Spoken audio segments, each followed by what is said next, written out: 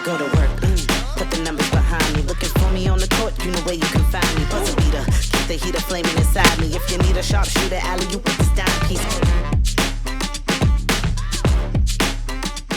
What's up, Sun fans? My name is Alexandra Mond, and this is Keep Shinin, the official podcast of the Connecticut Sun, presented by Xfinity. So I have a very special guest with me today for our first episode of season 3. I can't believe it. We have Jen Rizzotti, our Connecticut Sun President. Thank you for joining us. Yes, of course. Good to be here. Yeah. So Jen, you're a Connecticut native, a UConn legend, a women's basketball Hall of Famer, a 2-time WNBA champion. And you've spent 6 years here with the Connecticut Sun. Does any of it feel surreal to you? Yes, it does.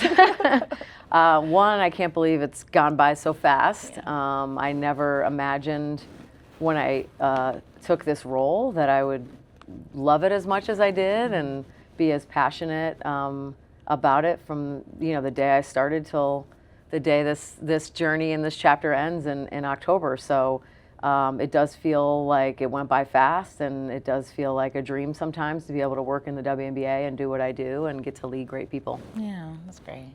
And what did taking this job as president of the Connecticut Sun mean to you personally? Well, first it was an opportunity to move back to Connecticut, after being 5 years in the DC area and away from my family and support system. I think I didn't realize how much the state of Connecticut really wrapped its arms around me until I left and had the chance to come back. So personally, it just meant being back to the state where I made my career and built my brand and built who I became as a professional. And I think professionally, it gave me an opportunity to pivot from my coaching career in a way that I never imagined. I think that the trust that was placed in me by Mohegan to lead an organization without that kind of front office experience made me feel really valued.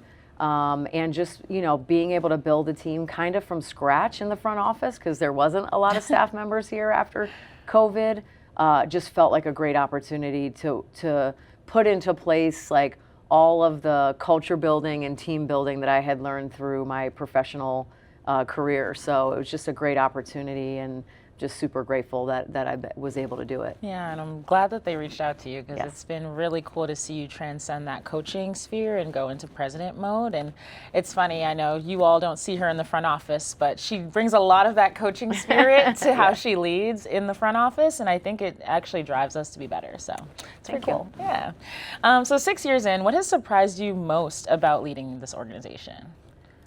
Surprised me the most? I think just all the facets of what it takes to be a president. I can remember feeling a little bit over my head at the beginning. I have a lot of great peers and counterparts in this league that welcomed me with open arms and, taught me, what it was going to take and the things that I needed to be focused on. So I was super fortunate not only to have Amy Shearer here when I got here, but to have a network of team presidents that really wanted to see me be successful, because although we compete as basketball teams, as a front office, we all need each other to be successful.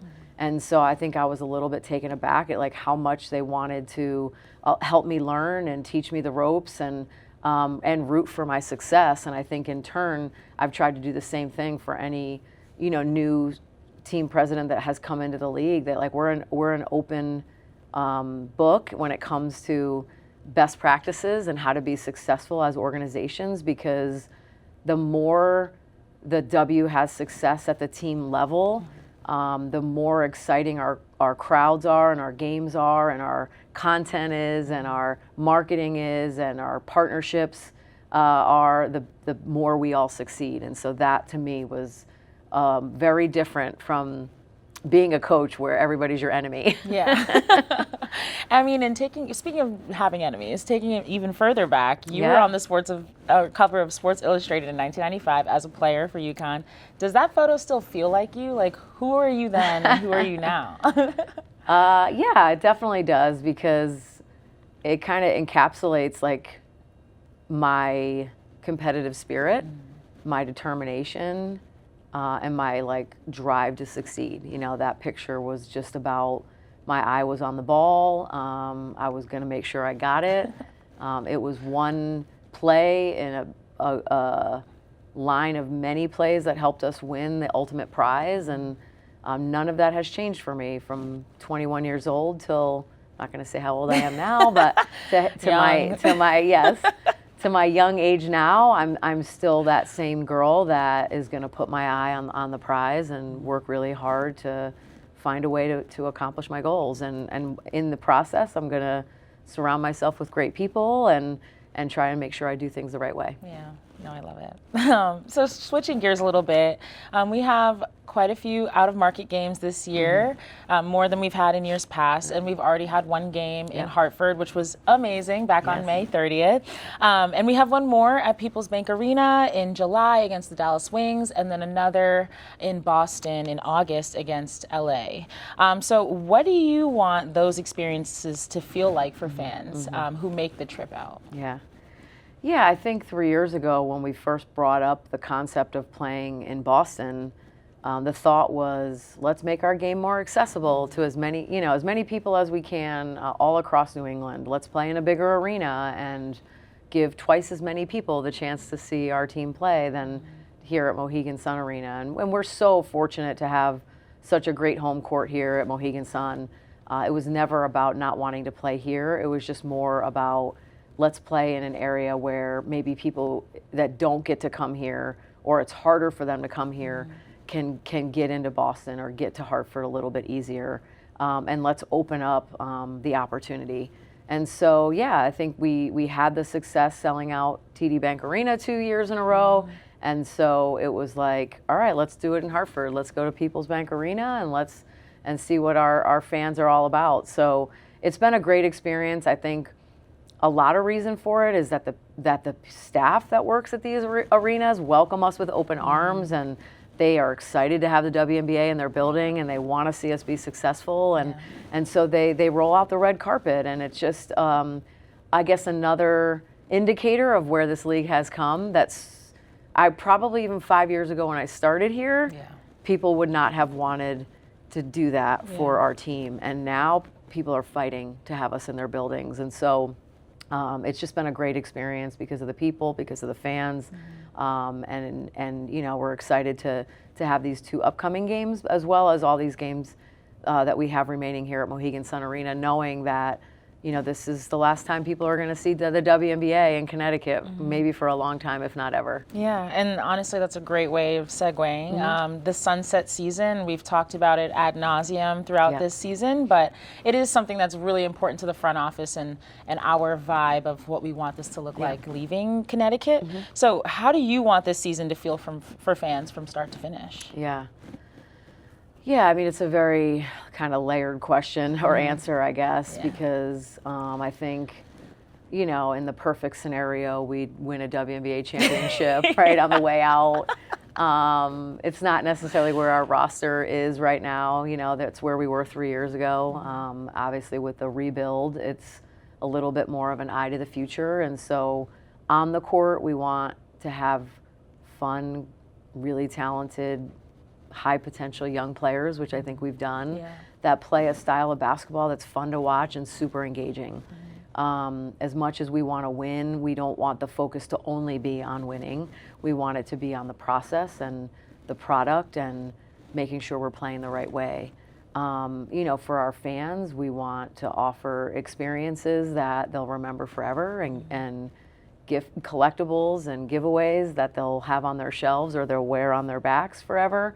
That they'll remember that we treated them the right way on the way out, and they'll be able to hold on to these memories forever. And then I think most importantly, we want to create, make sure we continue to create the legacy of what we leave behind and the impact that we've made, whether it's in our communities or on a young girl's life or on a 24-year season ticket member. And also on our staff and our players, that everybody that worked here now and in the past, and everybody that played here, past and present, feel like the opportunity to be a part of the Connecticut Sun family was special and something that they'll hold dear.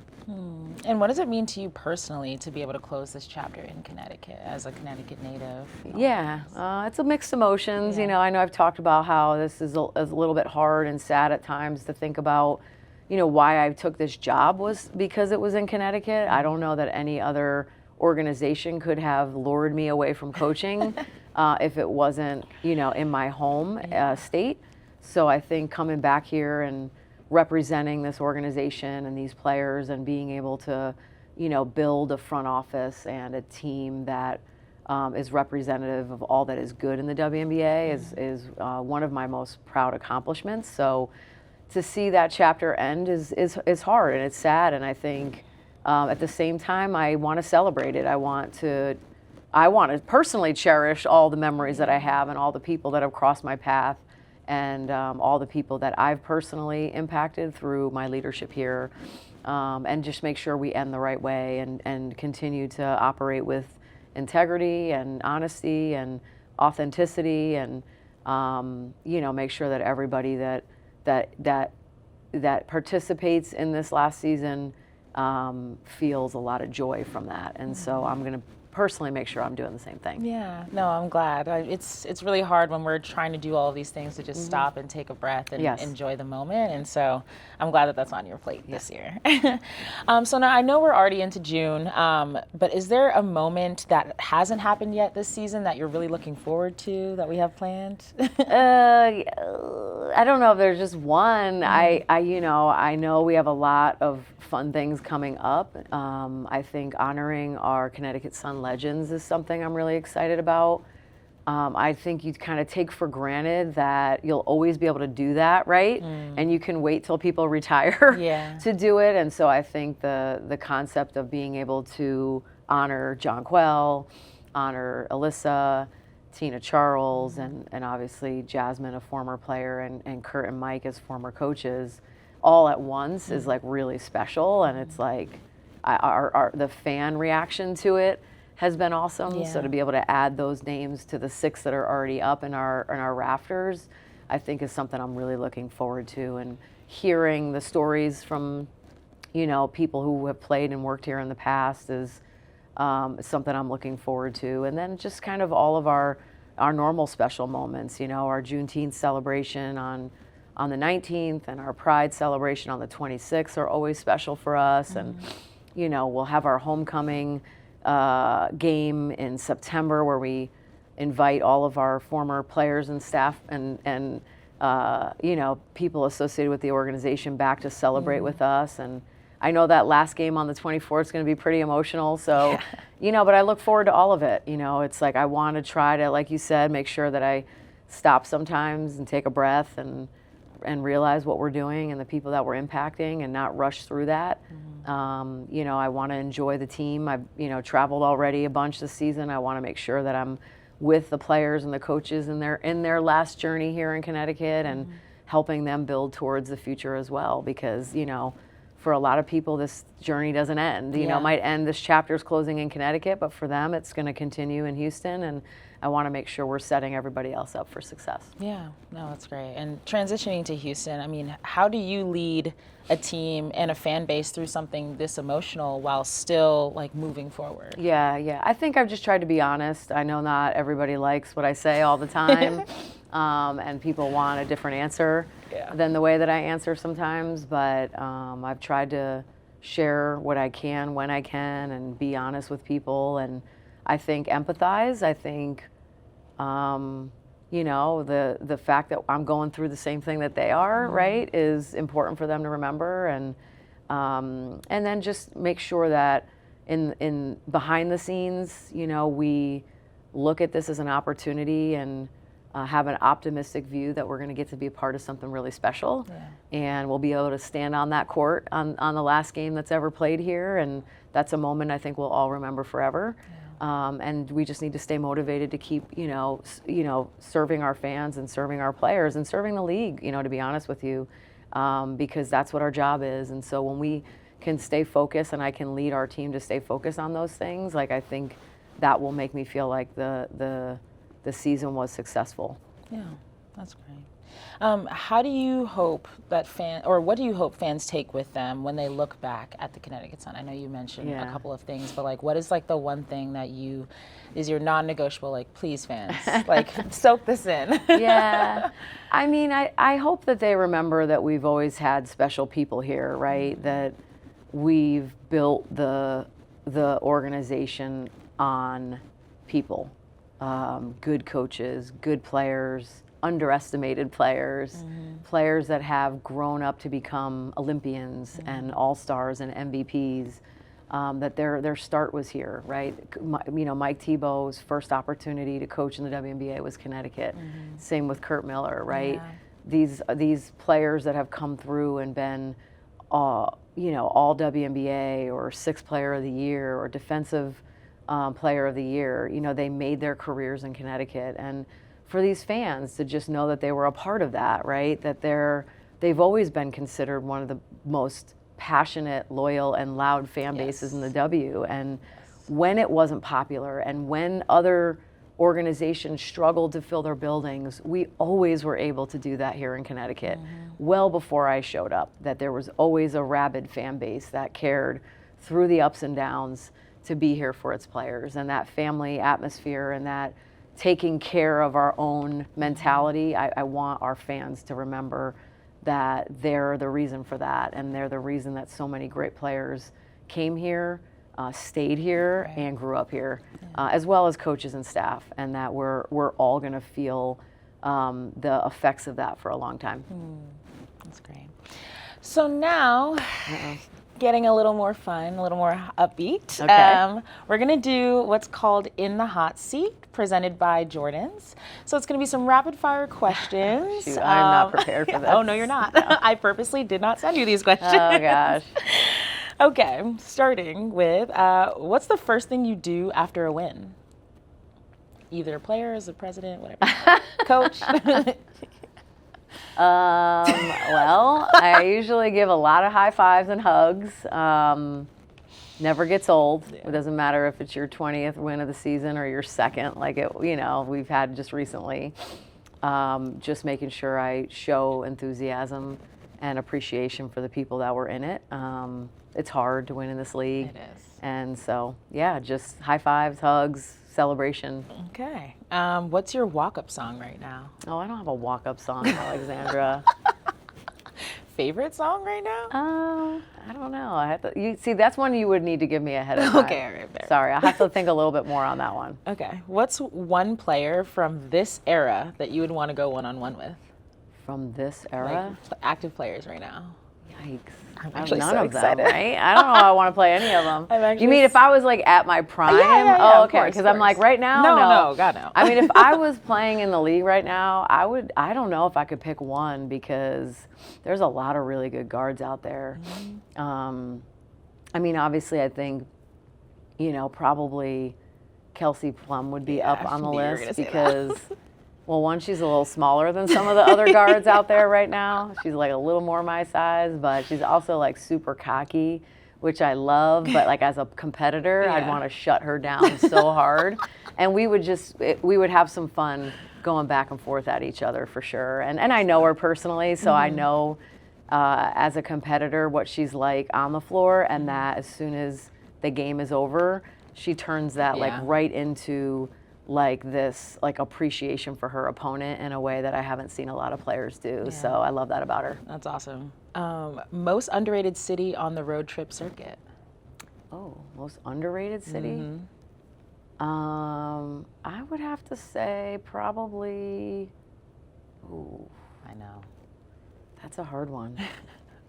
Maybe Seattle. Yeah. Only if it's sunny though. Yes. Which it was when we were out there. It was so nice when we were there. And so I think I'm a little like recency bias that like the weather was so nice and it's a great city when it's summer and it's sunny. Yeah. That's a good answer. What's a skill that you have that has nothing to do with basketball? Oh. I can play the piano. I didn't know that. Yeah. Okay, putting that to the test. It's been a little while. I have to practice if you want me to play. I definitely do. I definitely grew up as a piano player. Yeah. Okay. What's the last thing you Googled? Googled or ChatGPT? Either one, probably the same thing. Let's see. What did I feel like I did this yesterday. It was probably something to do with my son, I'm sure. I don't know. That one, I have to think about that one. We have to check the phone I know. I don't know if I want you to actually check my phone on that one.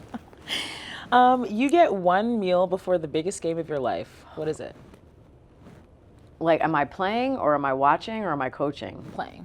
If I was playing and I had one meal, I mean, it would have to just be chicken and pasta. Okay. Right? Because, I mean, as a player, you Yeah. want something that is going to fuel you and not make your stomach upset. Yeah. So I got to be pretty plain there. Yeah. I always used to love when we had like a nice, I mean, I love chicken marsala, so that would be my choice. Yes. So Italian. Yeah, I know.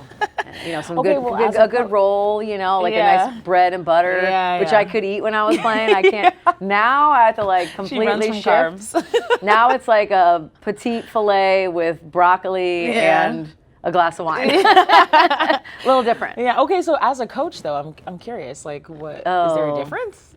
Yeah. Oh, yeah. I mean, as a coach, honestly, I'll tell you, I was surprised at how much energy I burned coaching. Because as you know, Yeah. playing for me, I didn't sit down very Never. much. I was Never stomping on the sat down. sidelines and Yes. yelling at the refs. So maybe not as many calories as I burned when I was a player, but I was certainly a very active coach. So fueling up before the game was certainly probably very similar to what I would want as a player. All right.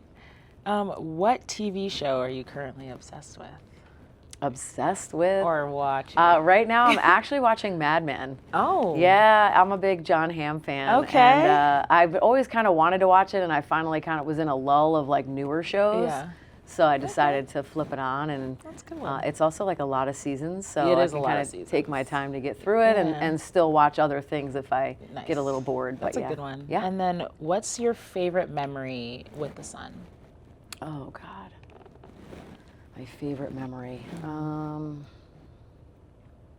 I think probably the one that comes to my mind, like without being prepared for this question, was when we beat Chicago in Chicago, Same. Game 5 of the It was semis. insane. What year was that? It was 2022. 2022, I think, and we were like down by like 11 yeah. with 2 minutes left. It was insane. We just I just remember sitting there with Beth Regan and Kathy Regan Pine, and I think we were like just kind of a little deflated, thinking like, oh, here we are, close again, but not able to get there, Yeah. right? And then all of a sudden, it was like it just felt surreal. Insane. We just kept scoring, and they kept missing, Yeah. and then the arena was silent. And I think we were in shock. Yeah. And then it was like it hit everybody. And we're screaming, Yeah, it hit crying, yeah, hugging each I know. other. I like, was were we going to the finals? I know, exactly. And so, Insane. and for us, like that was like our first real Yeah. season, right? Because Yeah. 21 was like coming out of COVID and really weird. Yeah. And this was like a full season, and it was really our first experience. Yeah. And obviously for us, like riding the coattails a little bit of like the prior, coaching staff and front office that built that Yeah. team to be able to experience it and know that we were like going to the finals. That will definitely be probably ranked at the top for a long time for me. Yeah, it's that's cool. a good one. Yeah. That's for sure. Well, Yeah. thank you for your time All today. right. And Sun fans, until next time, keep shining. All right. I go to work, put the numbers behind me. Looking for me on the court, you know where you can find me. Buzzer beater, keep the heater flaming inside me. If you need a sharpshooter, alley, you put this down piece.